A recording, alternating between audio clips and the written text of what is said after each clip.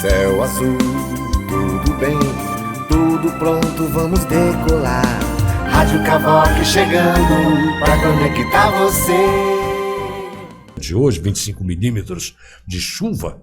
Olha a informação do Climatempo. Só tem mais 40 para essa noite, tá?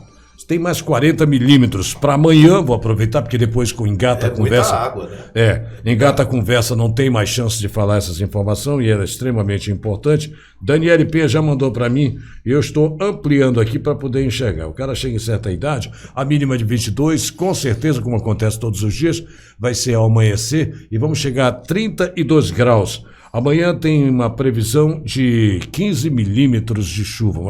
Então vai ser um dia mais enxuto do que foi hoje, que nós tínhamos anunciado ontem apenas 25 milímetros. 25 milímetros caiu nos primeiros 15 minutos daquela chuva torrencial de manhã. É muita água.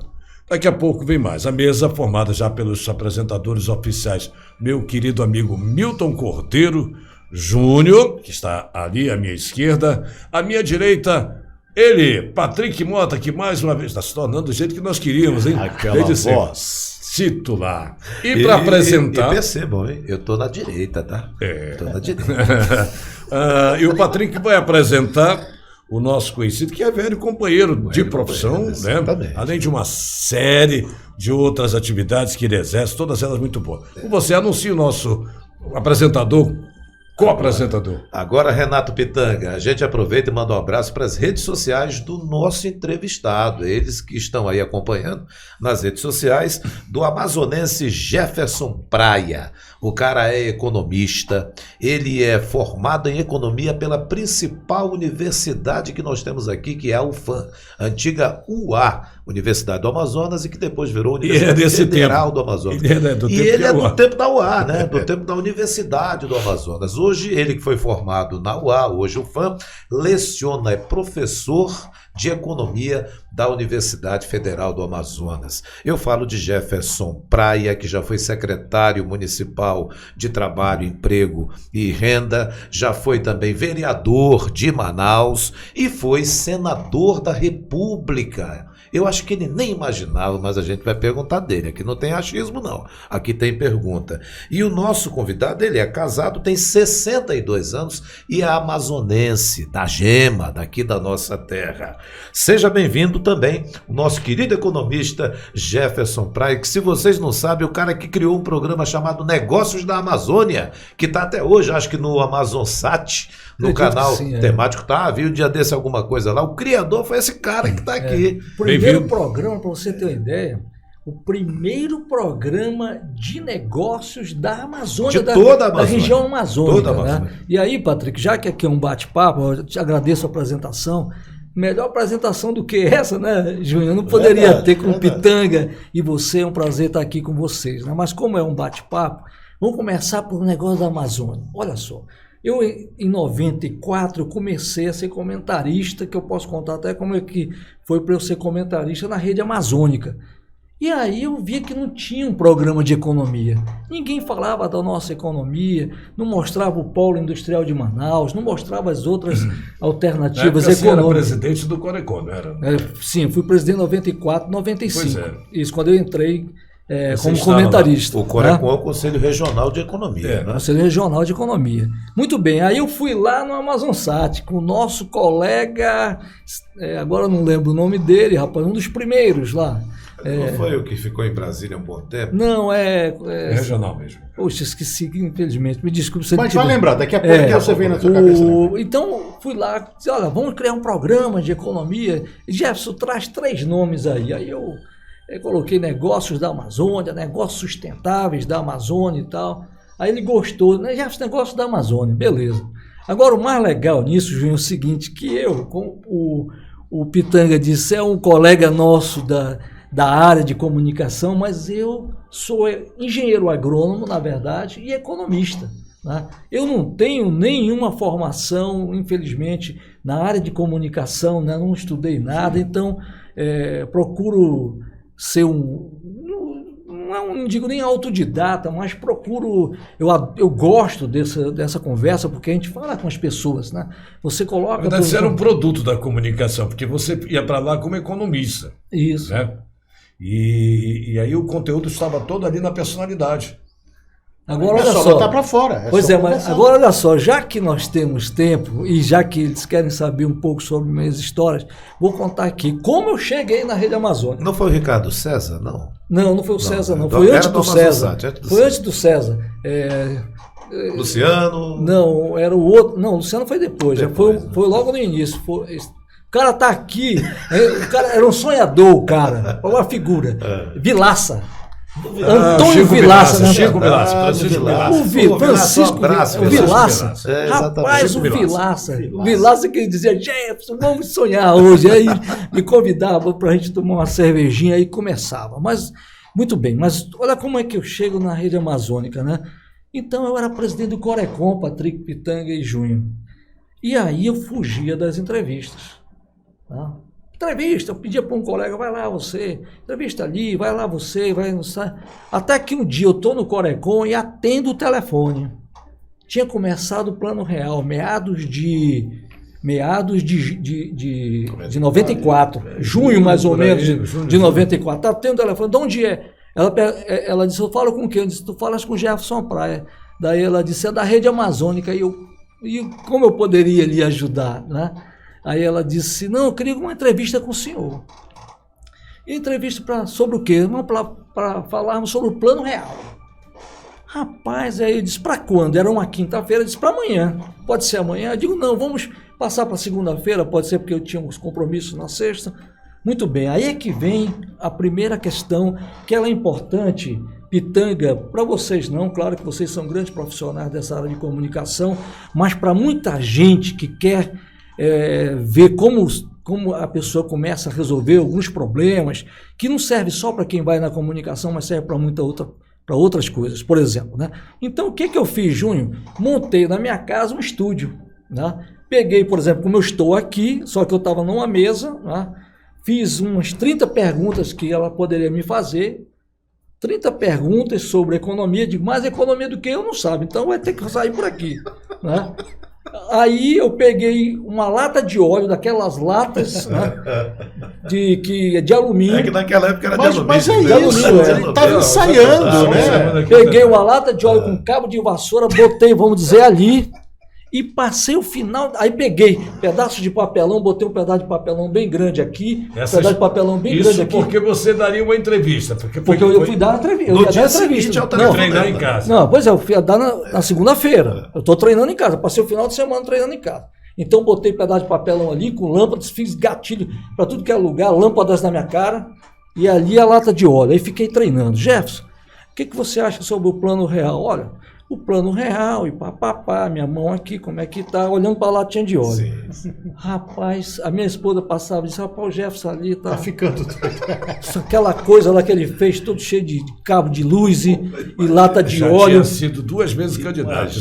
Viu? 2 vezes, não, uma. Não, em 88 foi Pois é, uma vez. Ah, foi só essa Foi vez? só essa vez. Não, depois eu fui de novo, mas Sim. até o momento, nós estamos, Pois é, nós estamos em 94. Até então tinha sido só aquela vez. Só aquela vez, mas vamos lá.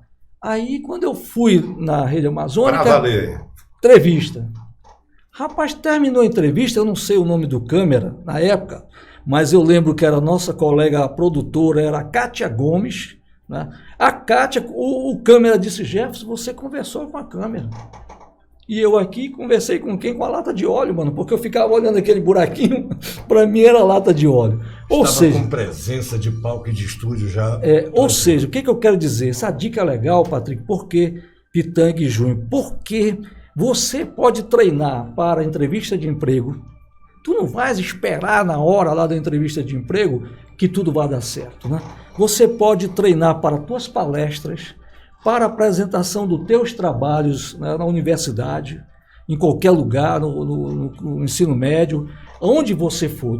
Então nós temos que treinar, na verdade, né? Eu Tudo é aprendi treinamento, com isso. né? Tudo é treinamento. Não, não. Agora, você Ana me Globo pergunta... Tem uma coisa sobre Pois isso não. aí que diz assim: o dia do improviso é a véspera do erro.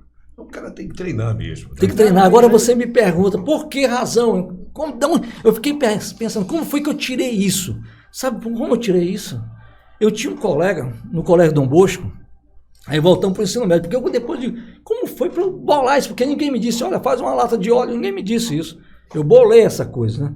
Rapaz, Eu aí... só tenho uma dúvida. Tu jogaste o restinho de óleo fora? Não, já tinha lá daquelas latas antigas, pô. Ele pegou a lata Olha, fechada na dispensa e depois devolveu lá para a dispensa. que Não, a tem lata nada. de óleo era lata Tava seca. vazia. Não pô. caiu nenhuma vazio. vez, Vazia, não? tava um buraco Quando você ali. botou o que eu pau, tinha que pregar o pau da cabo de o vassoura. cabo de vassoura não caiu não alguma vez? Não caiu nem nada. Então, o que Ele acontece? encaixou direitinho. Mas olha só, mas aí vem, de onde eu tirei isso? A ideia, né? Entendeu a ideia? Aí eu tinha um colega que ele tinha mania de colocar diálogos no caderno, né, quando ele ia paquerar uma garota. Então ele ia paquerar e dizia, como é que vai você? Tudo bem? Se ela dissesse tudo bem, ele tinha uma resposta. Se ele dissesse não, ele tinha outra resposta. Aí às vezes ele chegava comigo, Jefferson, eu estou aqui, vendo aqui, eu vou bater um papo com a menina aí, bora ver esse diálogo, o que tu acha sobre esse diálogo aqui? Ele não queria que você fosse a mulher da Não, pois história. é. Aí eu dizia, tudo bem, tu és a menina, vamos lá. Aí eu digo, rapaz, só pode ter sido esse cara, bicho, porque ninguém me ensinou isso. Mas é uma coisa importante, o que fica dessa nossa experiência? É a criatividade, né, Júnior? Criatividade bicho. e treinamento, é verdade. Por exemplo, a gente vê Patrick, Pitanga, com essa cancha toda de apresentação, não é nada mais nada menos do que aquela coisa diária que eles estavam fazendo o tempo todo. Então, eu vejo que no olhar deles, eles já sabem o que vão fazer, o que eles vão... A gente não, que é leigo nessa situação, me colocaram no voo aqui, eu tô indo como eu posso, né? E eles fazem realmente isso com uma naturalidade, coisa que a gente precisa ensaiar. Não é Me isso? diga uma coisa, você lembra em 1988, lá na Besançon, quando você foi lá? Eu coordenava. Besançon. Besançon. Rapaz, esse cara é Faz velho, tempo né? que eu não escutava esse Eu Besançon. coordenava lá aquela campanha do PDC, né? Mas você PDC, é. PDC, eu lembro porque nós estávamos fazendo a campanha, na época era o Partido do Amazonino. Isso, né? é. Me aparece Jefferson, que nós nos conhecíamos desde garoto lá na Emílio Moreira. Jefferson era da parte dos ricos, lá da rua, né? Não, ele sabe o que eu estou falando. As partes de ricos, né? Não, era Graças a Deus, ricos por saúde. Não, por... mas nós sabíamos que lá tinha todo mundo se unia, parecia todo, gurizada, tudo igual, mas nós sabíamos hoje, até mesmo pela parte enfim. E ele, pela escola que frequentava e tal. Mas me aparece aquele camarada que parecia mesmo talhado desde sempre para ser o candidato. A fala dele, tu não lembras do que tu falaste naquela época, não, né? Mas vem com um discurso pronto, ali dizendo assim, coisas que eu não sou político profissional, não sou... É uma frase que eu tentei lembrar agora contando para o Patrick aqui, politicoide, é uma coisa assim. Mas o engraçado é que você estava exatamente dizendo que não era político profissional, que não sei o quê, blá, blá, blá. Uma experiência lá, mas saiu com vontade de não voltar mais a ser candidato, né? Foi porque é aquela questão, né, Patrick, Júnior e Pitanga, você é candidato, tu achas que tu podes ganhar, e quando vem depois uma péssima votação, né, e aí eu fiquei decepcionado, só fui candidato depois 8 anos, né, e na verdade, se vocês estão querendo falar... Que foi para vereador. Olha só, pessoal, me desculpe, eu vou falar rapidamente ali para o pessoal do Facebook que estão nos acompanhando também. Mas eu vim para cá para falar de economia, mas eles estão puxando assuntos. Não, mas na da verdade nossa vai vida. falar sobre tudo. Nós estamos falando então de tá vida bom. de infância, que teve uma vida boa, bacana. Vamos falar de política, vamos falar da visão de cidadão. Sim. Que o cara é pré-candidato, todo mundo sabe, mas ele não veio por isso aqui, não. Isso nós já sabemos, né? A gente veio conversar, na verdade. Aliás, olha, agora eu não olha quero só, falar não, de não. campanha. Aliás, deixa eu só para concluir aqui. Ele já disse, eu não queria falar sobre candidatura, essas coisas, que não pega bem. Você não vai falar, não fale. Mas eu vou falar, o Patrick vai falar, o Júnior vai falar. Não, tudo bem, mas a gente pode falar sobre a Mesclando. sobre a trajetória. Eu acho legal isso aí. Genérico, Porque inclusive, o seguinte, cara, eu entro na política tudo por acaso. Sabia? É uma cachaça Tudo foi, as coisas foram acontecendo. Só para você ter uma ideia aqui, olha. Começa na política estudantil. Primeiro começou no vestibular. Fui fazer vestibular para medicina. Segunda opção, agronomia. Para onde eu passei? Para agronomia. No primeiro dia de aula, cara, tinha um bocado de jovens lá querendo mudar o mundo e a universidade. Eu digo, cara, eu vou fazer agronomia. Vou ficar nesse curso. Eu falei para minha mãe, que eu tinha dito que eu ia fazer o básico de medicina e depois ia para medicina. Eu disse, mamãe, é agronomia mesmo. Eu acho que ali a política, porque já tinham vários Primeiro colegas. você se formou em agronomia, eu pensei que tinha sido em economia. Não, primeiro foi agronomia e depois economia. E lá na agronomia tinham muitos colegas, né, que estavam na política estudantil, 1979. Tá? Muito bem, então eu participo ali do Centro Acadêmico e Cultural, aliás, do CUCA, Centro Universitário Cultural de Agronomia, CUCA. Fui secretário-geral e tesoureiro. Aí depois entro na economia, aí eu fui presidente do Centro Acadêmico, né? Isso em 1985. Mas olha só, e também foi por acaso para ser presidente, que eu não vou entrar em detalhes, senão nós vamos passar só o tempo todo falando isso. Mas muito bem. Aí como foi para eu entrar na política partidária? Acho que isso aqui é legal. É que foi se contaminando aí com a Não foi, olha só, não foi. Começou no curso de agronomia, que ele percebeu aqueles jovens, pelo que ele contou, querendo mudar o mundo e com sugestões, e ele também embarcou nessa. Poxa, é isso que eu quero. Pois é, por isso que eu sou de agronomia é uma coisa Não, mas eu não via. Mas não era a política que você queria. Não, mas não era política partidária, nada disso. Exatamente. O que aconteceu? Aí, sem eu querer, eu fui candidato ao Conselho Universitário. Por que sem eu querer? Aí vem um camarada chamado Durango Duarte, que chega comigo, né, eu não sei qual era o curso que o Durango Duarte fazia, e disse: Jefferson, queremos que você participe da nossa chapa. Né, o Durango. PCbão, vamos mandar esse vídeo para ele. Pois é. Na época ele era aí, PCbão. Não é que ele queria que eu participasse, ele perguntou qual é o nome da FES, Faculdade de Estudos Sociais. Eu disse: rapaz, o nome é do colega tal. Ele disse: não, Jefferson, esse nome não, vamos botar outro nome. Eu disse: qual é o nome que tu queres? Ele disse: o seu nome. Eu digo: não, bora, tem que escrever até 18 horas, eu botei meu nome. Resultado, eu tive 900 e fui o terceiro mais votado na UFAM, com 900 e tantos votos, quase 1000 votos. Mais voto do que para vereador. Pois é, 900 e tantos votos, né? Aí os meus colegas lá da economia disseram: rapaz, por que você não é candidato a vereador? E foi assim. E aí entendeu? foi tudo como você chama por votos acaso. se elegia Por acaso, época. né? Por quê? Porque quando eu fui falar para minha família que eu ia ser candidato a vereador, né, o papai disse: olha aí, Dolores, agora quer ser político, né? Como se ser político não querer fazer nada, né? Mas aí eu fui candidato nesse processo, né? Atendendo mais, aí pronto. Aí a minha família já influenciou, né, muito, porque na época tinham 2 candidatos, minha família era mais o candidato A do que o B. Eu gostava do B, mas eu fui porque eles gostavam, porque a mamãe disse: olha, aqui nós somos do fulano, se tu não for ele...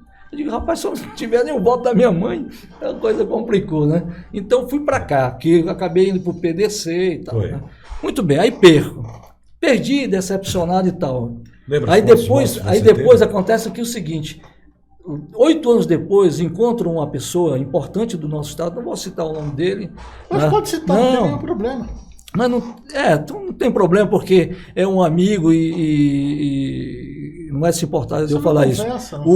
Estávamos numa videolocadora, aí ele: Jefferson, vamos participar da campanha, vamos entrar e tal, né, como candidato. Ele disse: rapaz, eu não sei como é que podemos fazer, bora, né? Eu disse: tá bom, verifica lá como é que você, partido tu estás aí, e qualquer coisa tu me avisas, né? Quando eu fui ver, né,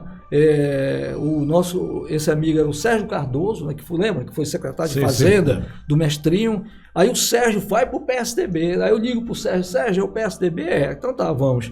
Nessa história, fui candidato, aí eu fiquei como resultado, que foi um resultado melhor, né, fiquei como primeiro suplente, entendeu? Aí assumi em 99, 2000, aí fui o mandato de vereador. Tá? Então, a coisa começou assim.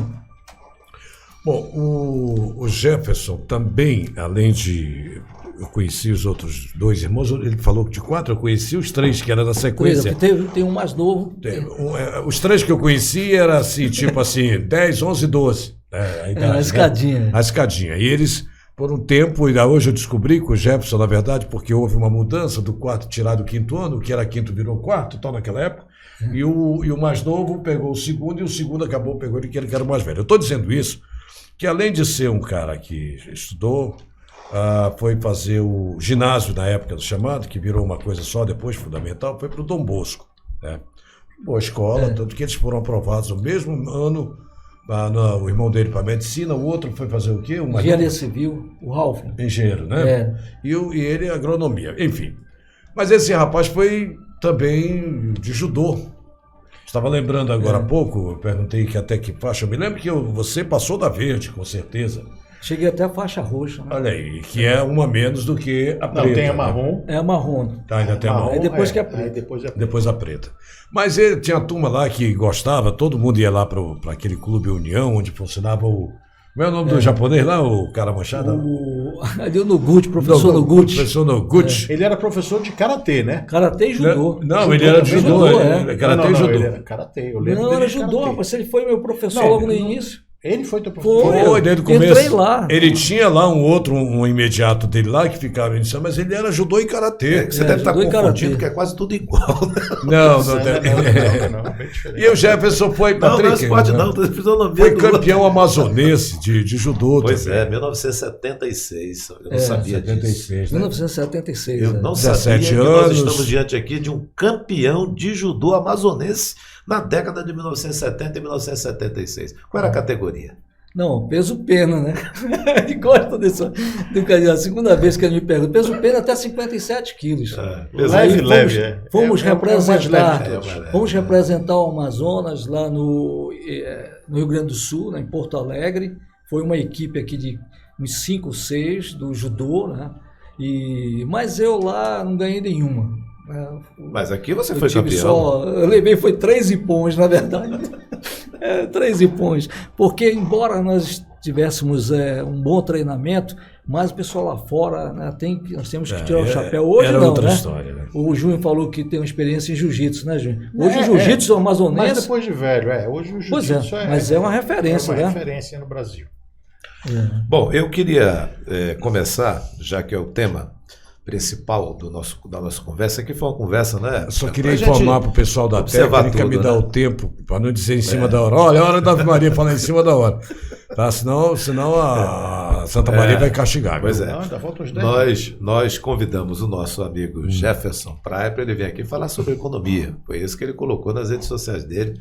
E a gente fez esse começo para você saber que por trás desse homem tem um campeão de judô, tem um cara que é professor da UFAM, tem um cara que foi vereador, foi senador, foi também, é agrônomo e é economista. E aí eu entro nessa questão do nosso primeiro tema, o desemprego na atualidade, Jefferson Praia. Ele não é somente desse governo, esse governo federal. A gente já teve desempregos altíssimos também em outros governos, né? Mas eu te pergunto, quais são as causas para esse desemprego na atualidade que a gente está vivenciando? Olha só, Patrick, a tua pergunta ela é muito importante, né? Porque se formos hoje fazer uma pesquisa em Manaus, no estado do Amazonas, vamos falar muito do Amazonas e de Manaus, não só do Brasil, né? Aliás, Brasil vai estar no contexto, claro, mas vamos falar da gente aqui. Se você perguntar para qualquer pessoa, viu, Pitanga, qual é o teu maior problema? Né? Não é qual é o maior problema da tua comunidade, não é qual é o maior problema do teu bairro, tá? E da tua cidade, é qual o seu maior problema? Certamente a primeira opção vai ser desemprego. Tá? Então nós temos elevado índice de desemprego, Patrick, que já vem de longas datas, como você colocou. Importante entendermos uma coisa, Júnior, nós estamos em plena revolução tecnológica, a 4ª revolução industrial. Olha só, vocês aqui, né, na COVAC estão dando... Rádio Cavoc. Cavoc. Na Cavoc estão dando aqui uma iniciativa, estão iniciando um projeto muito interessante, que é uma rádio web, não é mesmo? Vocês estão apostando nas novas tecnologias, de transmissão, né, em alcançar pessoas não só aqui no Brasil, mas pode alcançar no mundo inteiro. Né? Você pode falar de Amazônia, pode falar lá com os Estados Unidos, com a Europa, para qualquer lugar. Então vocês estão aqui, de certo modo, começando uma integração dentro do contexto, né, da 4ª revolução tecnológica. Agora, qual é o problema da 4ª revolução tecnológica? É que as tecnologias estão aparecendo, tá? E a máquina vai ficando, portanto, muito mais aprimorada e os empregos vão sumindo, entendeu? Aquela máquina, aquela tecnologia, aquela ferramenta libera pessoas. Mas criam outras atividades, outros empregos. Sim. Cada vez que entra a máquina em ação, ela acaba criando outras ocupações. Né? Isso, foi muito bem observado. Pois é, então cria outras ocupações, mas qual é o problema aí, Pitanga? é que o que aparece, por exemplo, aparece uma empresa querendo pessoas com experiência em e-commerce. O cara não sabe nada de e-commerce, mesmo. Ele não sabe manusear um computador, ele não sabe as ferramentas. Então, nós não temos pessoas preparadas para as demandas da atualidade. Ou seja, tem emprego, Patrick. Na verdade, hoje existem empregos. Só que os empregos que estão aparecendo são empregos que requerem uma certa qualificação, uma certa capacitação do trabalhador. Eu conversei recentemente com o pessoal do Cine Manaus. E eu disse assim, vem cá, eu estou lendo lá no programa 100 vagas por dia, 150, e é vaga muito diariamente. Por que ainda está o desemprego? Ele falou, você tocou num assunto que é interessante, merece um aprofundamento. Emprego, vaga tem para emprego, mas a qualificação é deficitária. A qualificação para aquela pessoa que quer a vaga. Porque o empregador, ele olha lá o currículo da pessoa e diz, não serve para mim não. Não vai dar para eu te treinar aqui na minha empresa. Um exemplo. Então, vaga tem. Nós já vamos chegar mas falta intervalo, qualificação. viu, Patrick? Na volta ele vai responder sobre isso. Eu queria fazer um detalhe, colocar um detalhe. Tem 1 minuto e meio, mais ou menos, o pessoal está me informando aqui. E não adianta ele iniciar e tem que ser interrompido. Porque esse intervalo não tem jeito. 6 horas é hora da Ave Maria e eu não quero papo errado com a mãe de todos lá, não. A pergunta que eu vou emendar no que disse agora o Patrick é que, na verdade, deve ser a questão. Esses números que aparecem é de emprego formal, porque está todo mundo comendo, está todo mundo com poder de compra, de algum jeito parado o cara não fica. O cara pode não estar com emprego em carteira assinada, mas ele está dando um jeito de dar uma capinada ali. Vocês têm como avaliar, como criar, fazer a leitura da ocupação desse, que seja a informalidade? Isso aí tu estás tocando na economia informal. Né, que representa, Junho, Patrick e Pitanga, 40% da população economicamente ativa, ou seja, das pessoas que estão no mercado de trabalho, e aí vamos colocar um número próximo de 100 milhões de brasileiros, tu tens 40 milhões nessa Entre economia. 18 até 45, 50 anos. Então você tem 40 milhões de pessoas até que... mais novo, muita gente. Não começa a idade... economicamente ativo, é lógico que tem crianças que vai trabalhar. Não, 14 anos para frente você já entra... Já entra nessa estatística. Mas vamos colocar aqueles que estão trabalhando, e arredondando os números aqui, né? Então, eu estou arredondando os números, na verdade. Né? Se você for no IBGE, você tem esse número exato. Mas são 40 milhões que estão, como o Pitanga destaca, estão resolvendo a sua vida, buscando trabalho. Veja, Jefferson, Pitanga, dá um tempo que nós vamos fazer o nosso intervalo, porque na rádio, tradicionalmente, às 6 da manhã e às 6 da tarde, tem a Hora da Ave Maria, agora é com o Pavarotti, tá? Vai para a rádio. E aqui vocês vão pedir uma imagem da Ave Maria com fundo musical. Tá bom? E nós voltamos em seguida da 3. Cavoc, a rádio web nas mãos de quem sabe fazer. Já estamos de volta para você que nos acompanhou nesse intervalo, na Hora da Ave Maria. Obrigado por ter aguardado, né? Deus te abençoe. E para você que ligou agora, nós estamos num papo aqui na Hora do Rush.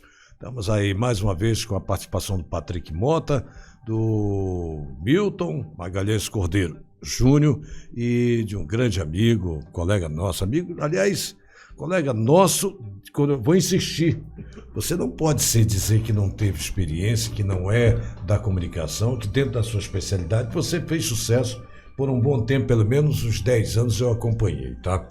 E um político de boa linha, vamos dizer assim, está dando a satisfação de estar na mesa conosco hoje como co-apresentador, tá? Né, Patrick? Patrick vai repetir a pergunta que fez para nós retomarmos aí. Queria mandar um abraço agora por uma grande satisfação. Meu filho, que é da profissão também, está nos assistindo e mandou dizer aqui, mandou a foto lá do enquadramento aqui. Obrigado, Thiago. Muito bom programa. Obrigado, Patrick. Bom, abraço pro teu filho, profissional. Gente boa. Abraço, Guara, saúde para ti. Antes do intervalo e da oração de Nossa Senhora, a gente fez colocou uma ponderação a essa questão do desemprego. Por quê? Porque o nosso convidado, economista, agrônomo, Jefferson Praia, ele disse, olha, emprego tem emprego.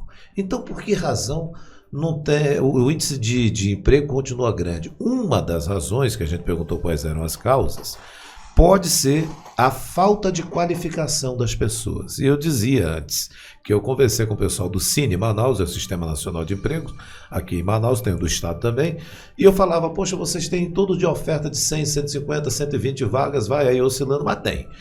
E o pessoal não vai buscar essas vagas? Pois é, o pessoal até vai, mas quando chega esbarra na falta de qualificação. Isso é um problema sério, não é? Isso é um problema sério, Patrick, Pitanga e Júnior. Agora, olha só, importante nós percebermos o seguinte, tem emprego, mas não tem para todo mundo.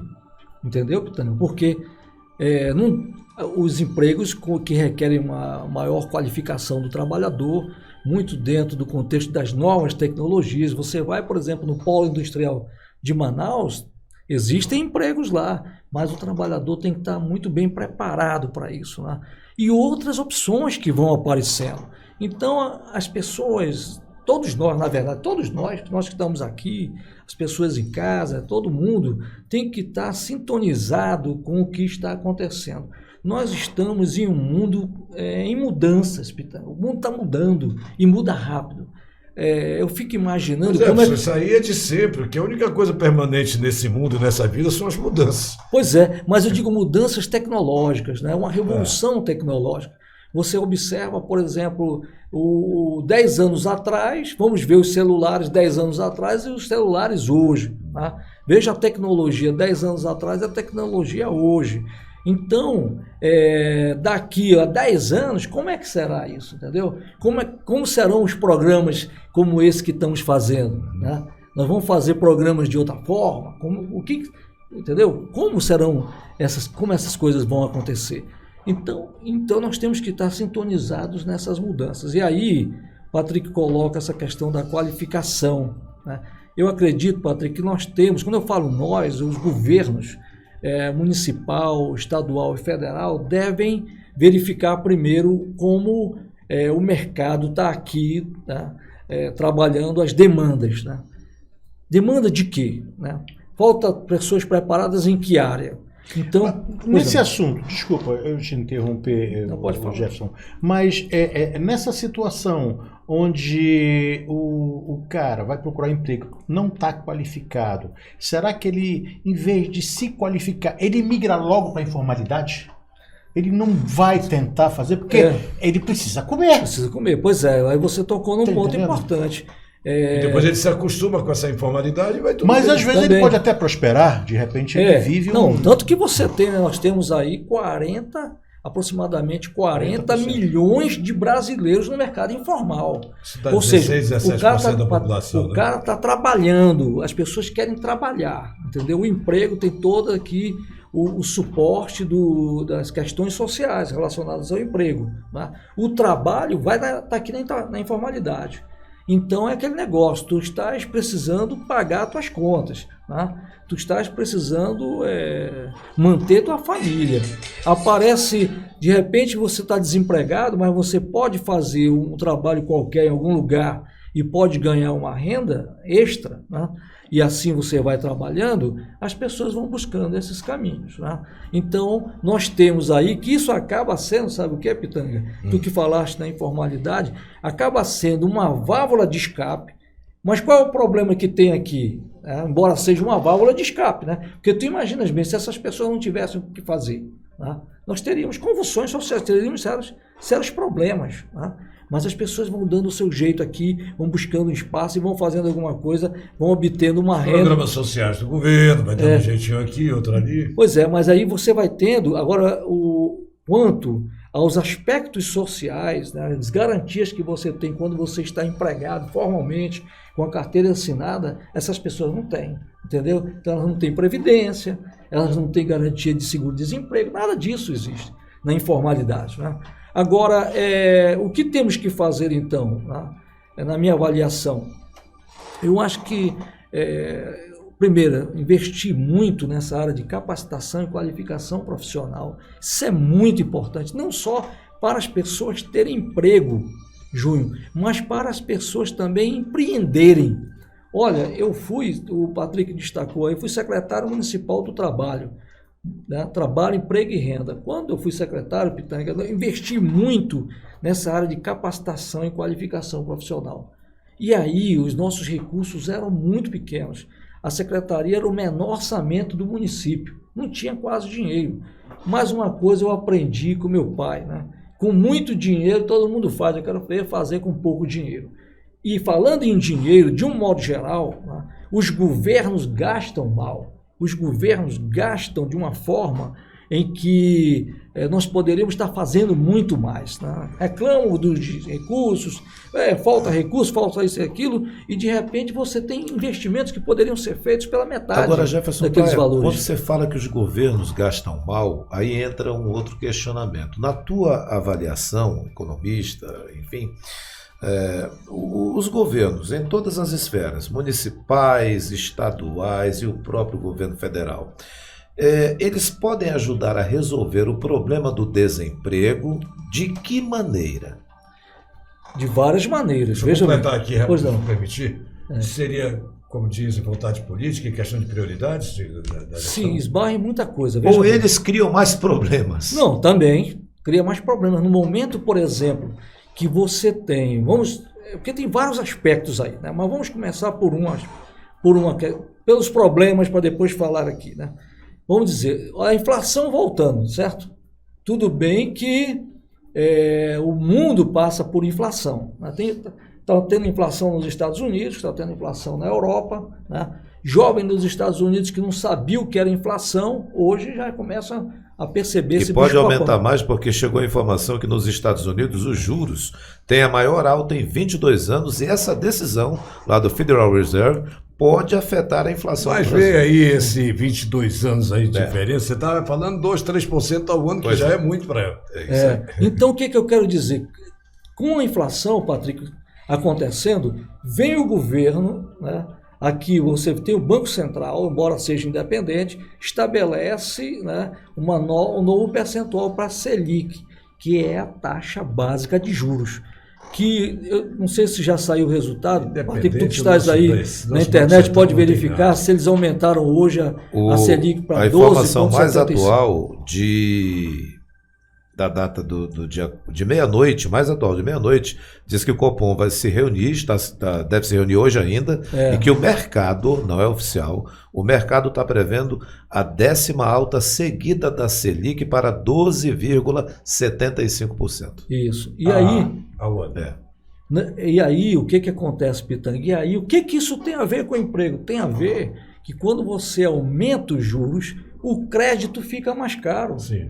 O empreendedor não vai buscar crédito, ele não vai investir no setor produtivo. E o que gera emprego é o investimento. É impressionante que eles fazem essa aí, se eu estiver errado, você me corrige, você é um especialista. Normalmente tem duas vertentes. Uma, no pós-guerra, nos Estados Unidos, eles investiram, baixaram as taxas de juros e tal, para criar emprego e na produção. Eles queriam incentivar a produção que gera emprego. No Brasil, alguns economistas, é o que está acontecendo agora, estão aumentando a taxa de juros para as pessoas não terem acesso ao dinheiro e não incentivar a inflação. Tem economista que é maluco, que ele diz assim, nós não vamos incentivar aqui a produção, não, esse dinheiro, porque não é só a produção, os caras, na verdade, vão incentivar a inflação. Aí eu digo assim, não pode, está provado que se você incentiva a produção, você vai incentivar o emprego também. Gerando emprego, vai... Pois é, mas aí é que tá, olha como a economia é complexa. É complexo. É aquele negócio, tu tens vários problemas, entendeu? Você tem, o desemprego é um problema. Você certo? hoje, aí vem aqui uma pergunta direta, você é economista, você tivesse ministro hoje, porque o negócio do BC que está decidindo, BC, Banco Central, não é independente, é a política de governo que determina lá o que vai acontecer no Banco Central, nós sabemos disso. Você faria hoje? Você estaria aumentando a taxa a Selic? Veja bem, a inflação, Pitanga, como é que ela funciona? Tu bota R$100 no bolso no início do mês, no final do mês, teu dinheiro vai valer, tu vais comprar menos produtos no final do mês. Poder de compra. Ou seja, teu dinheiro sumiu. É isso. Então, o que acontece aí? Combater a inflação é uma prioridade. É uma prioridade, porque quem sofre mais com a inflação? O pobre, né? As pessoas assalariadas que vão perdendo todos os meses o seu poder de compra. Você vai no supermercado, vamos dizer, tu compra 100 itens no mês tal, tá? Aí no outro mês você vai no supermercado, tu não vais mais comprar 100 itens, tu já vais comprar 95. Com aquele dinheiro, né? Com aquele mesmo quiser dinheiro. comprar o mesmo item, vai aumentar. Com aquele mesmo dinheiro. Aí olha só, 5 produtos sumiram das tuas mãos, né? Aí tu pergunta, para onde foi isso aqui? Sabe para onde foi? Ou foi para o governo ou foi para os empresários. Porque quem pode reajustar seus preços, reajusta na inflação, né? O governo que pode trabalhar em diversos... Desculpe, mas parece conversa de leigo. Eu sei que eu estou falando com um cara especialista. Nós sabemos que a desvalorização do dinheiro físico em si é a emissão de novas notas por necessidade do governo. Tem, porque quando se fabrica o dinheiro, eu estou falando agora para quem está lá do outro lado e não entende nada. E enquanto jornalista, a gente entende um pouquinho, até mesmo para fazer a pergunta. E antigamente era o lastro que determinava a quantidade de dinheiro que ia ser impresso. Mas o governo precisava, para a necessidade dele, mandava imprimir. Isso cria inflação. Porque aquele lastro que está guardado, aquele ouro que está guardado, que valia 1 milhão em cédulas, passaria a ter que ter 1 milhão e 100, por exemplo. Aí já vai 10%. Ainda funciona assim, a rigor, não, mas porque hoje na prática não é mais. O que é que determina? Falando, o que determina é exatamente isso. Não, pois é, isso que tu estás falando é o padrão ouro. E ainda tem um ponto, Jefferson e meu amigo Pitanga. O nosso telespectador, seguidor que está acompanhando a gente, muitas vezes ele sabe muito mais do que todos nós aqui também. Ele pode ajudar a colaborar, eu estou te entendendo. A gente está falando para vários públicos, né? Eu tenho um exemplo para ser didático, mas eu sei que a questão ouro acabou, mas é a quantidade de riqueza, por exemplo, a exportação, a importação. Pois é, deixa eu tentar explicar o que eu entendi o que tu estás querendo dizer. Veja bem, tu estás querendo dizer que a quantidade de moeda que existe no mercado tem influência, né? Porque o consumidor, porque o consumidor quer comprar, mas a oferta de bens e serviços não atende, certo, os interesses dos consumidores. Por isso, o governo aumenta os juros, porque o crédito fica mais caro, as vendas a prazo ficam mais caras, né? O cara que tem o dinheirinho prefere colocar o dinheiro numa aplicação financeira. O investidor, em vez de investir, bota seus recursos na aplicação financeira. Aí você diminui o que nós chamamos de liquidez, ou seja, dessa quantidade de dinheiro no mercado, entendeu? Por quê? Porque aí tu faz o seguinte, tu olhas o título do governo, né? Por exemplo, Tesouro Selic, está rendendo muito bem. Tu diz, rapaz, eu estou com esse dinheiro parado aqui, eu vou aplicar em Tesouro Selic. Entendeu? Porque está rendendo... de investir na produção, é disso que eu estou falando. Mas por que está fazendo isso? Porque isso é uma forma de dar um choque na inflação para ela retroceder. Porque de todos os males, Pitanga, deixa eu te dizer, né? De todos os males, para mim, a inflação ela é cruel. Nós não podemos deixar, né? Nós não podemos deixar que a inflação volte e fique permanente. O que é a inflação? Aumento no nível geral de preço. E a cultura da inflação ficar de tal forma que depois a gente possa ter problemas para sempre ou por um longo tempo, como tivemos antes do Plano Real. Mas aí, só para finalizar aqui, mas veja bem, né? Então, combater a inflação é fundamental, porque o pobre é o que mais perde. A renda é transferida eu não consigo aceitar esse conceito aí de que para diminuir a inflação tem que diminuir a produção. Se a produção é que gera riqueza, é difícil entender realmente, mas veja bem. Não é questão de estilo, a grande coisa aí, Pitanga, eu consigo perceber o que você faz. A grande coisa seria ver, por exemplo, tu estás combatendo a inflação aqui, certo?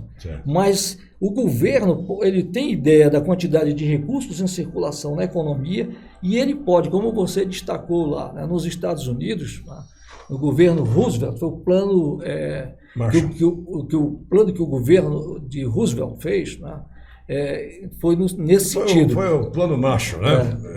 Daquela lá no pós-guerra, né? Você tá dizendo? No pós-guerra, mas vou já lembrar o nome do plano, só um minutinho. Então, o que acontece aí? Roosevelt pega... O que o Roosevelt fez? De onde ele arrumou dinheiro? Entendeu? Onde ele arrumou dinheiro? Naquela época era padrão ouro. Ele fez o seguinte, ele como governante pediu que todo mundo que tivesse ouro, né, vendesse com preço estabelecido o ouro para o governo. E estava proibido você fazer negócio com qualquer outra pessoa em ouro. Era só com o governo. Então, com o governo. Então você foi lá, vamos dizer, tu vendeste teu produto em ouro que tu tinhas, um colar, uma pulseira, qualquer coisa, por um valor X, entendeu? Aí ele comprou todo esse ouro. Quando ele pegou, ele aumentou o valor do ouro, olha só.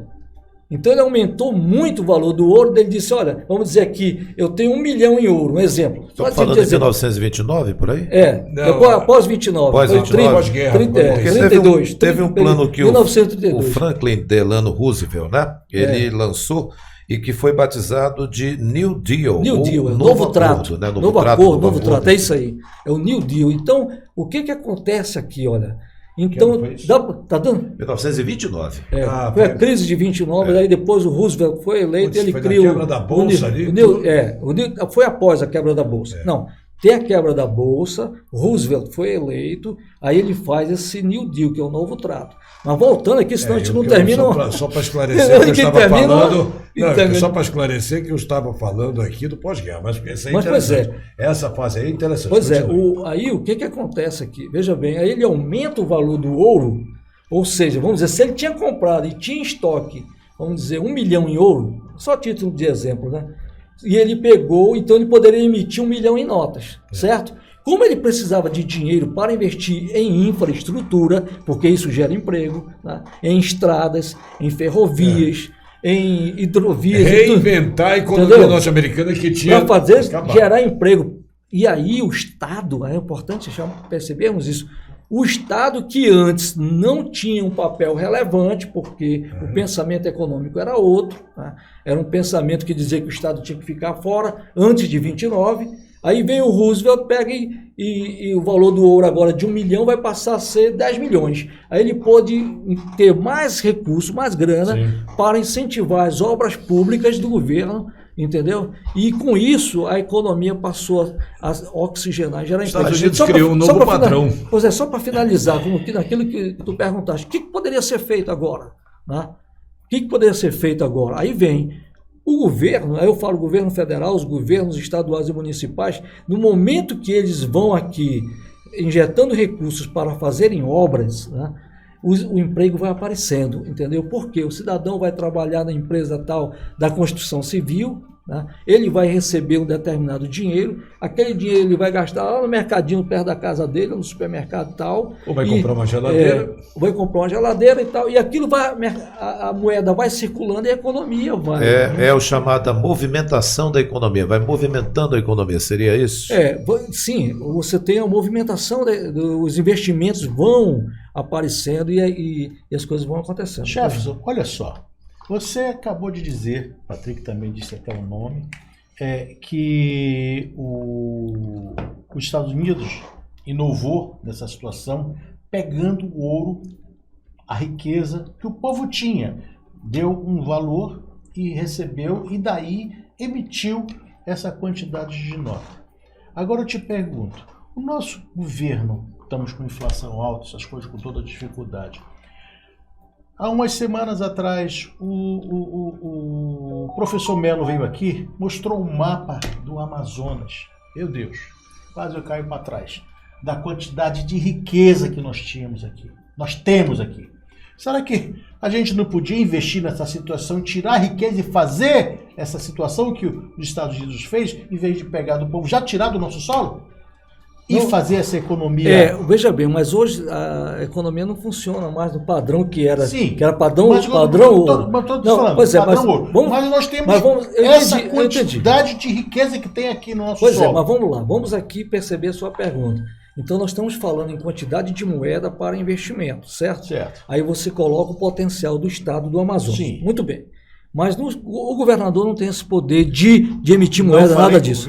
Não, pois é, governo estadual. Então, no governo federal, por que o governo, aí uma coisa que o Pitanga toca e você também, por que o governo não emite, o governo federal pode emitir moedas, porque no momento que ele coloca, se ele já quer tirar dinheiro da economia, entendeu, de circulação para diminuir a inflação, ele não pode jogar mais moeda. Tu estás entendendo como é Porque difícil? cada vez que ele jogava, o poder de compra do dinheiro vai diminuir. Não, cada vez que ele. Pois é, mas cada vez que ele jogar, o que vai acontecer? As pessoas vão ter recursos em mãos, vão querer ir atrás de bens e serviços, não tem, a inflação vai subir. Então, vejam como é complicado. Então, tu tens que dosar aí como controla a inflação e como nós fazemos, né, para os investimentos acontecerem paulatinamente e gerarmos emprego. Agora, vamos aqui para o que o Milton Cordeiro Júnior toca, né, que é a questão do potencial do nosso Estado. Realmente, né, nós temos um potencial fantástico no Estado do Amazonas. O Estado do Amazonas é um Estado rico, com pessoas pobres. O Estado do Amazonas é um Estado com uma biodiversidade fantástica, uma riqueza natural fantástica. Nós temos água, nós temos florestas, nós temos uma biodiversidade, micro-organismos. Minérios e minérios. Nós temos a nossa cultura, nós temos tanta coisa, mas nós também temos um Estado com sérios problemas, né? Com índice de desenvolvimento humano parecido com índices de países africanos. Então você chega no município, o Pitanga, por exemplo, que morou no interior um certo tempo, sabe a realidade que é o município, né? Então você chega no município e você não vê um investimento adequado em saúde, em educação, né? A economia parece que não anda, né, Pitanga? Parece que não tem dinheiro lá. Lá tem uma história que eu contava assim. Pois não, pode. Não sei como é que você vai enquadrar isso aqui. A maioria das cidades do interior, e não faz muito tempo era assim, ela não conseguia, ela ficava patinando, você passava 10 anos sem ir, chegava lá do mesmo jeito. Por quê? Porque se vivia do dinheiro que o governo, a União ou o Estado mandava para os municípios, o município paga o funcionário público e os funcionários estaduais e federais. Esse pessoal recebia o dinheiro, ia no mercado seu fulano, seu cicrano, e comprava dele, e ele pegava esse dinheiro e mandava, porque não se produzia nada no município, mandava para Manaus para pagar os fornecedores que mandavam esses enlatados, arroz, enfim. Era assim, o dinheiro voltava.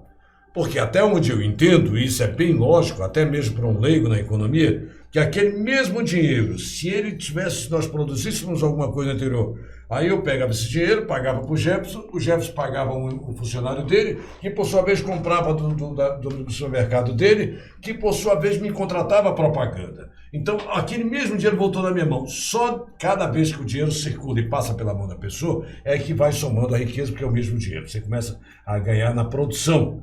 E o que acontecia no interior? Eles mandavam dinheiro para lá, esse dinheiro caía na mão de quem trabalhava e voltava todo para o fornecedor. E não ficava gerando riqueza no município. As coisas mudaram? Mudaram. Com a tecnologia, sim, porque as pessoas passaram a ter desejo. As pessoas passaram a assistir através do Facebook, das redes sociais, das coisas que estavam acontecendo em moda. Quem tinha um dinheiro a mais comprava um sapato melhor. Você começou a ver técnicas de produção, começou a plantar essas coisinhas minguadas. Não vou dizer aqui, por exemplo, lá atrás do terceiro ciclo do Amazonino. Eu vi exemplo, você acompanhou lá em Maitá, por exemplo, o que se fez lá, as maravilhas que aconteceram lá. O que faltou foi dar sequência, o outro governo que entrou depois, dar sequência naquilo que podia ser. Então, Jefferson, eu estou falando, e falei mais do que queria, mas só para justificar a experiência que eu tive em épocas que eu morei em Carauari, época que eu morei em Maitá, época que eu morei em Benjamin Constant, nos últimos anos agora, eu assisti, mas assisti coisas bem decentes do que nós já contamos aqui. Essa questão como é que se chama essa ajuda social aí? Que antigamente auxílio emergencial? Bolsa, agora Bolsa, é auxílio, família, Bolsa Família, agora é auxílio... É auxílio Brasil, né? E vem por aí vai. São Olha, eu assisti em Carauari e em Barreirinha uma cena muito parecida. De um cidadão, você sabe que as pessoas dizem assim, muita gente abre a boca e diz, agora o governo dá esse dinheiro, o cara não quer mais trabalhar, tem 5 filhos, vai estar na boa. E não é bem assim, porque esse mais pobre, ele quer deixar de ser pobre, ele não precisa ficar rico, mas o orgulho dele é pagar a conta. Eu vi um dono de um mercadinho, amigo meu, eu lá sentado batendo papo com ele, o cara chegou no caixa, toda vez era aquela situação. Eu vi aquele cidadão chegar no cartãozinho dele e dizer assim, seu Raimundo, o senhor pague meu caderninho aí e me dá só o troco. Ele saía todo feliz. Mas um dia eu conversando, eu disse, ei, tu ainda vai lá no seu Raimundo? Ele disse, eu não tenho mais o cartão. Eu disse, o que houve? Ele disse, não, eu fui devolver, meu filho terminou a faculdade, está ganhando bem no emprego. A maioria das pessoas guarda aquele cartãozinho porque quer aqueles 400 pau lá. Mas ele disse, não, eu senti que o pobre, na verdade, que é beneficiado com esse programa, tudo que ele quer é deixar de ter aquela vida. Ele foi devolver o cartão, disse, não, eu fui lá e fiz questão de dizer, eu não preciso mais, meu filho me está me dando uma mesada melhor. É um negócio... Quero só deixar aqui registrado o seguinte, que minha irmã, a Lúcia mais velha, que está lá em Portugal, assistindo a gente, mandando um beijo aqui. Lúcia Cordeiro, grande abraço. Entendeu? É isso que eu só queria registrar. Meu irmão Edson está no aeroporto de Salvador, mandou uma mensagem, também está assistindo a gente. Legal. Está indo para casa, ele mora no Rio de Janeiro, mas também está assistindo. Tá ligado, né? Já somos 5, já é ouvintes, hein? Tá ligado. Não, me falaram também, minha prima está me assistindo. A professora Lileane Praia estava me assistindo. Você ouviu o que eu disse dessas histórias aí que eu vi? Não é verdade essa coisa? O pobre lá, tudo que ele quer é sair dessa vida. As pessoas querem... na verdade é o seguinte, pessoal. As pessoas, todos nós, o que é que nós queremos? Nós queremos ser felizes. Concorda? Nós queremos ser felizes. Esse é um conceito que nós temos que começar a refletir, porque eu entendo que as políticas públicas dos diversos governos devem ser aquela que você torna a pessoa feliz. Mesmo com pouca coisa, mas você torna a pessoa feliz, né? Então, isso significa dizer o quê, Jefferson? Significa dizer que, em vez de nós estarmos fazendo políticas, né, e focando só o crescimento do PIB, cresce a produção, sim, cresce a produção, mas o povo está feliz? Como é que está aqui, né, a questão relacionada à grande maioria? Como é que está a questão relacionada à concentração de renda? Será que as pessoas têm saúde, têm educação, né, têm um trabalho? Então, voltando aqui para o nosso estado, né, o cidadão que está lá no interior, né, o Pitanga que tem uma grande vivência lá no interior, ele quer o quê? Rapaz, o cidadão lá, ele está numa natureza fantástica, tá? Ele tem um ambiente muito legal de viver, só que ele não tem saúde adequada, né? Ele não tem uma educação adequada, ele não tem meios de comunicação adequados, né? Nós não temos algo que precisamos ver como é que nós vamos viabilizar no estado do Amazonas para começar a aproveitar, Júnior, o que tu disseste, que é o investimento em energia, Júnior. Bom, isso aí vamos falar porque já chegou a hora. 1 hora de programa já. Já? Meia hora já acabou, só temos mais meia hora. E nós vamos especificar. Vamos voltar exatamente onde você parou. E eu já deixo uma outra questão aqui. Vai rápido. Onde é que entram as pessoas que gostam e precisam e não tem outra alternativa senão empreender? Certo. Depois desse intervalo, é rápido, tá? Como diria o Chico Anísio, é rápido. Cavoc, a rádio web nas mãos de quem sabe fazer. Nós estamos hoje com o nosso programa A Hora do Rush, um convidado muito especial. O convidado co-apresentador de hoje, Jefferson Praia, economista, agrônomo e também gente boa. Patrick, vamos ao nosso último bloco. Ele estava falando, mas deixa eu devolver primeiro aqui. Estava colocando da questão da energia no interior. Isso dificulta muito os investimentos. Acho que o microfone do Praia... Não... Olha, atenção, o microfone já liberou. A energia ela é fundamental. Então nós temos problemas sérios de energia no nosso estado, né? Tudo gerado com termoelétrica. Então é algo... que os municípios, né, sempre estão aí com sérios problemas. Se você vai, por exemplo, fazer um investimento numa agroindústria lá no interior tal, de repente aquela empresa, aquela indústria pode ter uma demanda de energia que vai prejudicar a área urbana, entendeu, Pitanga? Sim. Então, se você não tiver energia, nós não podemos começar a falar do aproveitamento dos nossos recursos. Junho, entendeu? Algumas cidades já conseguiram chegar nessa excelência. Quando eles juntaram lá, por exemplo, Atalaia e Benjamin, fizeram isso em algumas regiões que tem uma cidade próxima. Hoje, Atalaia do Norte, por exemplo, não tem mais o gerador lá. É tudo gerado em Benjamin, eles ampliaram o parque. Mas, Jefferson, isso aí só fez me lembrar de uma coisa. Essa história da bandeira laranja, vermelha, né? O Amazonas, 90% da nossa energia aqui, apesar de Balbina, era termoelétrica. E aquela bandeira vermelha, quando os rios baixavam pelo Brasil afora, eles tinham necessidade de colocarem para funcionar os motores, geradores, além de ser mais suja, a energia mais cara para produzir aquela energia. Pô, mas nós a vida inteira já pagávamos uma energia aqui mais cara. Quando fizeram o encontro, né, colocaram a gente do sistema, nós tivemos também que amargar o aumento do que já era grande. Porque nós pagamos a energia mais cara aqui. A nossa energia é termoelétrica. Balbina ficou em torno de 3, 4% só do que nós consumimos aqui. Foi superado e muito. Aí você me falou agora dessa questão do interior. Algumas regiões já superaram, eles têm uma demanda, têm sobra de energia, e é onde está acontecendo, você está experimentando algum desenvolvimento, que é aquela região do Alto Solimões, mais precisamente Benjamin Constant. Lá no sul do Amazonas e Humaitá, eles trazem energia, inclusive, lá de Rondônia, na questão de Humaitá. E eu não sei como é que está a situação do Parintins, mas são poucas regiões que conseguiram se livrar dessa necessidade, desse problema que emperrava o desenvolvimento, que era a energia, não é isso? Então, olha só, vamos lá. Vamos aqui na pergunta do Júnior, do Patrick, e a sua. Observação. Porque para a gente, embora tenhamos vários aspectos sendo abordados, né? Então nós temos um potencial, certo? Nós temos problemas de infraestrutura, energia, comunicação, né? E logística. Tu vais produzir lá em Atalaia do Norte, como é que tu vais trazer para cá o produto? Entendeste a dificuldade? Então, tudo isso tem que ser pensado no estado do Amazonas. Já que a gente está focando no estado do Amazonas, eu entendo da seguinte forma, né? Primeiro, eu gostaria de colocar, o estado do Amazonas é o estado mais verde do Brasil e, consequentemente, um dos mais verdes do mundo. Isso é uma coisa fantástica. Nós conseguimos isso com o modelo Zona Franca. Somando a área habitada, nós temos 96% de inteira preservada. 96% de área preservada e conservada. Preservadas são áreas intocáveis. Conservada é a área que tu podes utilizar, 96%. Mas aonde eu quero chegar? Essa nossa diferença, essa coisa boa, que queiramos ou não, a Zona Franca de Manaus, que iniciou em 1967, fez com que isso acontecesse, né?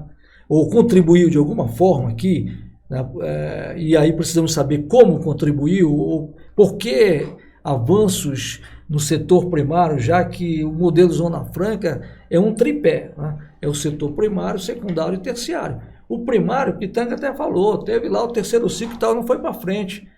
Entendeu? Será que tivesse ido para frente, teria... Será que teve incentivo suficiente? Pois é, incentivo suficiente, mas eu quero dizer o seguinte, será que tivesse ido para o setor primário, teríamos mais desmatamento?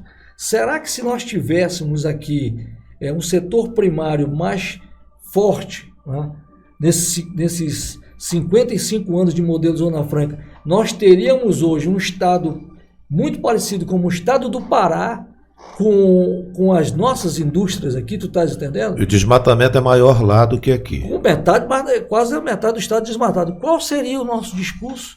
O que estaríamos dizendo agora? Muito bem, mas isso eu quero mostrar para percebermos o quê? Para percebermos essa coisa fantástica que acabou acontecendo. Não teve investimento, mas hoje nós temos um estado fantástico, né? Um estado que tem muita coisa, né, boa, como vocês destacaram, minério, madeira, petróleo, gás, né, turismo, tem tanta coisa. E quando é que nós vamos começar a tirar isso, explorar agora, isso? olha só, Pitanga, olha só. Agora, nós precisamos, na minha avaliação, termos pessoas pensando dentro do contexto do século XXI. O que eu quero dizer dentro do contexto do século XXI? Do século das tecnologias novas, do século em que a questão relacionada à questão ambiental, ela não é coisa de ambientalista, não. Ela é uma preocupação mundial. A questão relacionada à forma como nós vamos administrar esse Estado e vamos explorar essas riquezas naturais, Pitanga, é responsabilidade nossa. Só para nós. Olha o exemplo que ele está dando. Eu vou dar um exemplo que ele está dizendo. Os ecochitas, por exemplo, sempre que denunciam o negócio do garimpo ilegal, eles vão dizer: estão jogando mercúrio no rio, não se usa mais mercúrio para decantar, para separar o ouro da lama. Não, agora existem outras técnicas. A televisão tem mostrado aí. Então, essas coisas aí, os caras estão se amarrando em coisas do século passado para impedir Mas, pois é, mas Pitanga, mas você está dando exemplo. Não, mas veja bem, tu está dando exemplo, Pitanga, de uma coisa que não estava legalmente aprovada para ser feito o aproveitamento. Não, estamos falando de tecnologia da moderna. Não, pois é, então nós temos que ver, veja bem, se temos minérios, temos que ver tecnologia moderna com o mínimo de impacto ambiental. Exatamente. É isso que eu quero Foi destacar. o exemplo que eu dei. Agora, veja bem, onde eu quero chegar. Olha, e se vocês discordarem, me falem. Vocês estão vendo como o mundo funciona. Vocês estão vendo uma relação lá, Rússia com a Ucrânia. Vocês estão vendo que o estado do Amazonas é o maior estado do Brasil, um estado verde, um estado que o mundo inteiro está de olho. Lá nos Estados Unidos, o jovem está preocupado com a Amazônia. Na Europa, os jovens estão preocupados... Até pelo potássio que nós temos aqui. Eles dizem que estão preocupados com a mata, mas na verdade o que a gente sabe é que eles estão querendo que tenha um solo mesmo do Amazonas. A riqueza. Muito bem. É então, isso aí. Então tá, muito bem. É o petróleo, é o ouro, é o potássio, pois é, agora, é o nióbio, tudo isso. Pois é, mas eu te pergunto, Júnior, quem que tem que explorar isso? Nós. Que temos que agora com tecnologia, isso, mas direito. Nós temos que ser competentes para isso, mas nós não estamos sendo competentes. E o governo? Mas a gente quando eu falo nós, nem a gente extrair. Aí é o seguinte, veja bem, na minha avaliação, o governo do estado, eu falo não só o governo atual, mas os governos de um modo geral, tá, deixam a desejar nesse aspecto. Tá? Aqui, o governo federal, por sua vez, ele passa a tolir muitas coisas que poderíamos avançar. Por exemplo, Centro de Biotecnologia da Amazônia, por que não avança? Se começou no ano 2000. A Suframa informou sobre isso. A Suframa informou sobre isso, que, por sinal, olha só, sexta-feira agora, depois de amanhã, informações oficiais da Suframa, às 13 horas, no CBA, que é o Centro de Biotecnologia da Amazônia, haverá o lançamento do edital do CBA. É um passo relevante para conseguir a tão almejada personalidade jurídica da instituição. Pois é, olha aqui, isso é uma boa notícia, né? E é exclusiva aqui da Cavoc. Porque estamos começando a saída desse estado de patinação. Então, 22 anos num negócio desse, Pitanga, que você não pode fazer investimento numa área de biotecnologia, que é a área do futuro, entendeu? Quem travou a gente? Júnior coloca coisa, Júnior, você foi brilhante. Tudo é interesse econômico. Só que a economia está em tudo. Ucrânia e Rússia, interesse o quê? Econômico, colega. Sim. Entendeu? Amazônia, interesse o quê? Econômico. BR-319, o quê? Interesse econômico. Guerra Santa, como tem lá no Oriente. Interesse econômico. Já que ele gosta de provocar, já estamos no último bloco, eu vou te provocar, olha só. Como aqui, BR-319. Tu acha que não sai por quê? Porque, não, só para terminar meu pensamento. Governo passado federal não fez. Governo atual não fez. Tu acha que não faz por quê? Porque tem interesse econômico, mano. Interesses regionais. Porque no momento que você viabiliza essa estrada... Mas não tem interesse também ambiental aí? Não, deixa eu terminar o pensamento. Vocês vão falar. Eu estou provocando vocês agora. Porque vocês ouvem muita gente, vocês têm pensamento, são comunicadores e vão falar e falam na direção do povo. Vamos lá. Então, se você tem aqui, né, uma estrada que não saiu no governo A, não sai no governo B, né, e aí, no momento que tu viabiliza essa estrada, que tipo de negócios serão afetados? Quem está ganhando? Quem hoje ganha dinheiro pela BR não está asfaltada? Primeira pergunta é essa. A navegação, o transporte diferenciado. Então, primeira pergunta a ser respondida é essa. Segundo, a nível regional, a região, e a nível nacional, né? Que interesses tem internacionais dessa estrada ficar nesse processo de não ser viabilizada? Patrick levanta a questão ambiental, Patrick, é apenas a desculpa. Porque o impacto ambiental para uma estrada que já está aí há mais de 40 anos... Não, é apenas a desculpa, porque é o seguinte, né? Como é que tu não consegues fazer, Júnior, uma proteção de uma estrada que já existia, uma proteção que você faça ela acontecer, onde tu tens os estudos aqui ecológicos de área de preservada e conservada, onde tu preservas a lateral da estrada, entendeu? E tu tens núcleos de fiscalização. Como é que tu não consegues fazer isso? O 74 está aí de exemplo, já está asfaltado aí, continua... Então seria bom nós começarmos a perceber o seguinte, tá? a quem interessa a BR não asfaltada, mano. Sim, na não tua é visão negócio dele. de economia, de ambientalista xiita, nada disso. Ambientalista não está ganhando dinheiro, não. Agora tem... Seu Rolando Lero, diga logo pra quem. Entendeu? Eu quero saber que de ti. Eu quero saber, tu tá entendendo? Eu quero que vocês percebam, Pitanga, é isso, né? É que tudo, como nós falamos, tudo é economia, né? E a economia é nossas vidas, certo? Então... Eu fiquei curioso agora. Quem seria esse grande interessado? Quem? Pois é. Por que a 319 não vai ter? Agora ele apareceu, não é o Rolando Lero. Mas pois é, alguém que pergunta, né? Como é que saem as mercadorias daqui? Como é que... Então, percebam que a coisa tem que ser feita, né? De uma forma, primeiro eu defendo que de uma forma onde nós vamos, né, fazer isso de forma sustentável, de forma correta. Junho, Pitanga e Patrick, vocês podem até discordar de mim.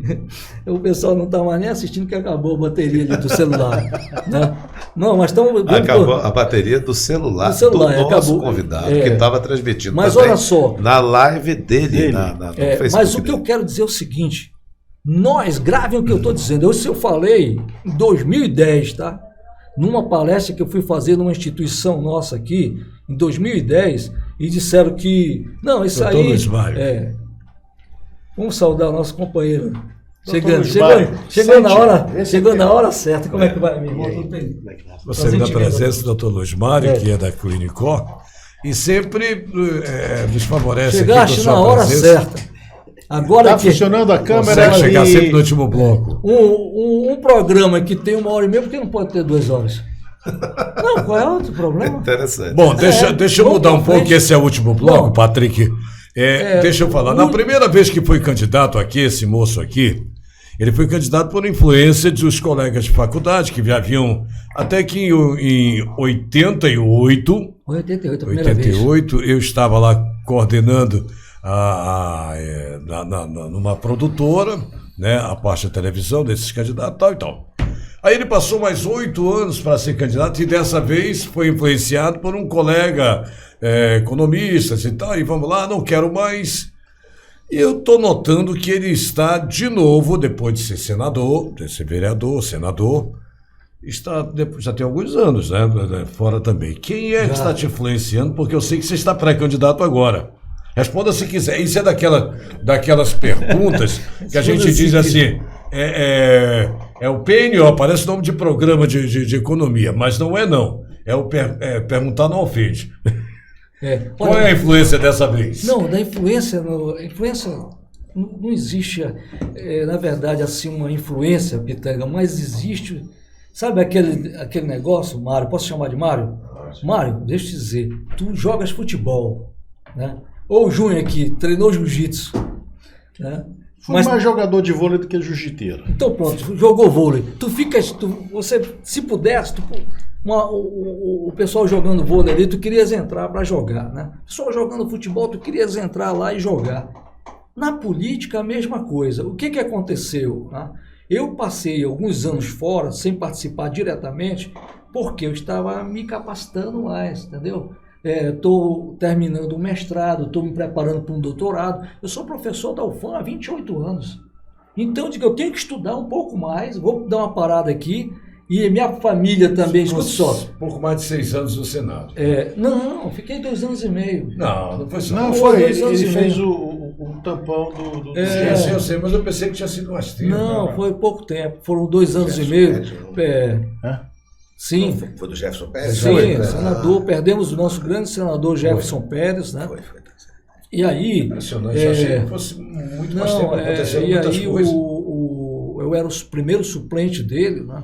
E o Patrick, que gosta de histórias, já que a gente está falando aqui muita história diferente, olha só, Patrick, só vou contar aqui para vocês, que eu praticamente não falei isso para ninguém, poucas pessoas sabem, né?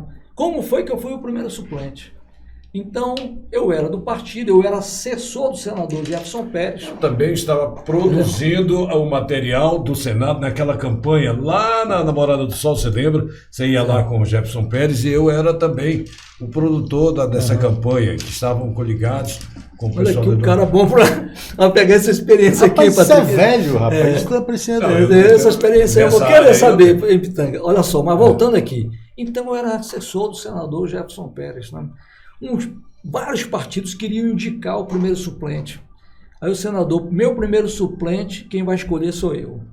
Aí, muito bem. Chegou um belo dia, estávamos lá, a secretária dele e o senador, um sábado no PDT, que era o nosso partido, né? Aí o senador, Jefferson, quero falar contigo. Eu fui lá, né? Ele perguntou, Jefferson, quando é seu aniversário? Eu disse, senador, por que eu sei isso? Porque pela pergunta que ele fez. Eu disse, senador, meu aniversário foi agora, 31 de maio. Então nós estávamos no início de junho. Ele disse, eu quero lhe dar um presente atrasado. Quero que você seja o meu primeiro suplente. Eu disse, senador, vai ser uma honra ser seu suplente, mas eu quero lhe dizer o seguinte, qualquer coisa só me tira e bota alguém que vai contribuir mais com a sua campanha, porque na verdade o que eu queria era continuar sendo assessor dele, acompanhando e tal. Mas ele disse, não, eu quero que seja você mesmo. Resultado, né? Para completar o presente, né? O nosso saudoso senador, que foi um político e continua sendo uma referência política desse estado e uma inspiração, Patrick, Mário e Pitanga, para os jovens estudarem as ideias do senador Jefferson Pérez, entendeu? A forma como ele passou a tratar a política. Isso é muito importante. Que em qualquer lugar que ele chegasse, eu presenciei no Rio de Janeiro, ele entrar no restaurante e o pessoal ficar de pé aplaudir. Ele era muito querido. Só uma coisa, estamos no último bloco, eu gostaria que o nosso amigo Luiz Mário fizesse uma pergunta para o nosso amigo Jefferson Praia. Ou pelo menos a tradicional saudação, né? Eu quero primeiro agradecer a tua presença aqui conosco. Obrigado. Sei que ele é muito amigo do meu irmão, do Chicão. Sim, rapaz, Chicão. E já conversamos Fiz muito. Fiz 2 programas lá com o Chicão na Granja. Isso, já conversamos muito lá. Tens que trazer o Chicão aqui. Chicão hoje está viajando mais. Ele mora mais hoje dentro do avião do que em Manaus. Mas tudo bem, eu não tenho nada a perguntar ainda não, Jefferson, porque a gente faz muito tempo que a gente não se vê. Só estou transmitir para você a felicidade de te ver aqui na nossa rádio. Foi muito bom. Tá, muito obrigado. O Chicão, viu, Patrick, Negócios da Amazônia, eu fiz lá um programa com o Chicão mostrando a granja. Depois fizemos um momento que ele fez uma atualização, né? Botou a granja com uma tecnologia bem moderna, né? Então, foi muito legal. E me lembro também que depois a gente foi comer um peixe num sítio lá perto, né? No açude, na frente do açude. Na frente do açude lá. No açude dele lá. Rapaz, o tambaqui que ele criava lá. Queria avisar que nós temos só 4 minutos, né? E chegou naquele ponto, mas... Seu Rolando Lero! É pré-candidato ou não é pré-candidato? Isso, não me enrole. Como é que é? Olha, não, sim. O que acontece hoje... Eu tive 4 partidos que me procuraram, né? Então achei interessante. Conversei com a minha família, que a família só queria que eu voltasse depois do doutorado. Olha só, depois do doutorado, mano, quer dizer, eu já estou com 62, quando é que eu vou voltar? Embora eu tenha que fazer um doutorado ainda, com graças a Deus irei fazer, né? Mas, e aí, dos 4 partidos, eu gostei muito da Rede de Sustentabilidade, né? Conversei com o pessoal da Rede de Sustentabilidade, senadora Luísa Helena, né? Senadora Marina, pessoal daqui de Manaus, o Tássio e o Rodrigo, e aí eu aceitei o convite, porque é um partido que tem muito a ver com o nosso estado, né? Que é um estado que, na minha avaliação, deverá ser um estado sempre verde, né? Mas com emprego para as pessoas, com trabalho, né? E qualidade de vida, entendeu? Esse é o grande desafio, Júnior, do estado do Amazonas no século XXI. Como nós vamos desenvolver, veja bem, desenvolver esse estado, não é desmatar. Nós não vamos ser um estado parecido com o estado do Pará, não. Até porque, se a gente for nessa direção, eu te garanto que alguém vai agir, entendeu? Nós não vamos ter esse futuro. Agora eu entendi por que ele demonstrou isso quando eu disse coxiitas, né? Mas não, é isso, mas olha, para você ter uma ideia, em 2010 eu falei que o estado do Amazonas sempre seria um estado verde. Isso é 2010. 12 anos hoje, 12 anos já se passaram. Tá? E o que eu percebo? Hoje eu percebo empresários falando em sustentabilidade. Hoje eu percebo empresários falando da importância de termos cuidado com a natureza. Que lá atrás, em 2010, vieram aqui com opinião tipo a do Pitanga de mais um ambientalista. Não é ambientalismo. Até porque, Pitanga, é o seguinte, a questão ambiental é uma questão das nossas vidas. Ela veio para ficar, ou cuidamos desse planeta... Uma frase que você falou que chamou a atenção, que você disse que questões ambientais não são coisas de ambientalistas, né? Não, você falou aqui, é coisa do ser humano, ou nós cuidamos desse planeta, ou então teus netos, teus bisnetos, nós seremos muito prejudicados aqui nessa região e no planeta. Agora, o grande desafio é o seguinte, veja bem, não adianta a gente ter uma área preservada, tá? Uma área conservada e as pessoas com índice de desenvolvimento lá embaixo. Entendeu, Pitanga? Nós vamos ter que fazer o quê?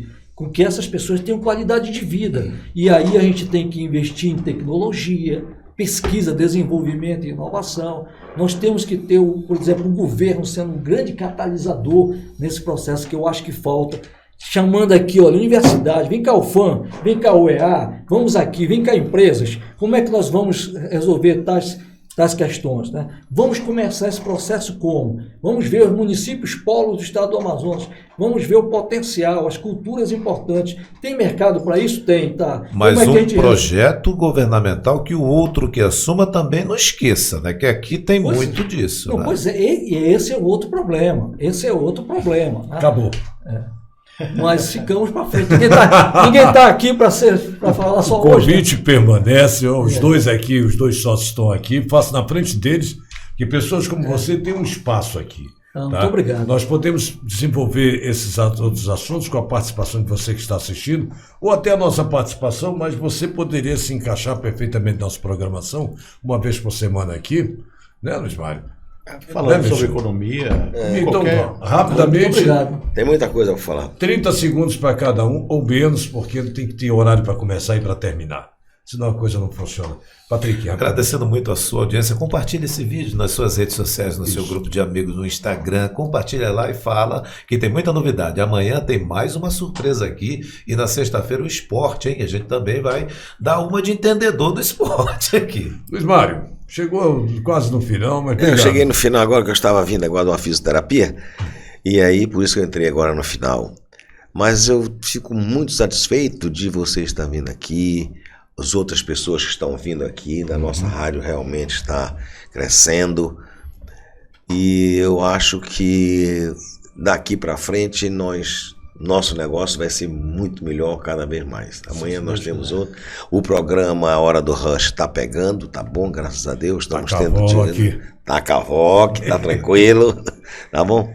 Praia, obrigado por ter vindo aí conosco, tá? Eu que agradeço. Milton. Eu só quero agradecer. Como sempre te falei, a conversa é muito boa e você é um camarada top. Vamos arranjar outro pôr do sol para você vir aqui e continuar esse papo aí. Obrigado, Pitanga. Eu que agradeço. Bom te ver, viu? Foi um prazer estar aqui com vocês, com a experiência de vocês e conversarmos. De repente passou 1h30, né? Poderíamos até passar mais outra hora e meia que a gente não ia nem sentir. Então eu que agradeço e, claro, vou pedir para todos que acompanharam a gente, se puderem compartilhar, porque são apenas ideias, né? E que nós temos que fazer muita reflexão sobre as opiniões das pessoas e ver como é que nós conseguimos ter um estado melhor do que nós temos na atualidade. Amanhã tem mais. Um abraço, satisfação. Obrigado. Só para você não saber, o Jefferson é meu amigo de infância. Nós crescemos na mesma... Tu nasceu naquela rua, não? Não, nasci na 7 de dezembro. Tá, porque desde que eu me entendo como gente, eles já moravam por lá. E a gente de vez em quando se esbarra por aí. Amanhã tem mais, Patrick já anunciou. Eu dizer que tinha parte dos... tinha uma divisão aí dessa rua. De que nada? sim, tinha os ricos e tinha os mais ou menos, né? Ele era um dos ricos. Tchau, pessoal, amanhã tem mais. Abraço. Cavoc, a rádio web nas mãos de quem sabe fazer.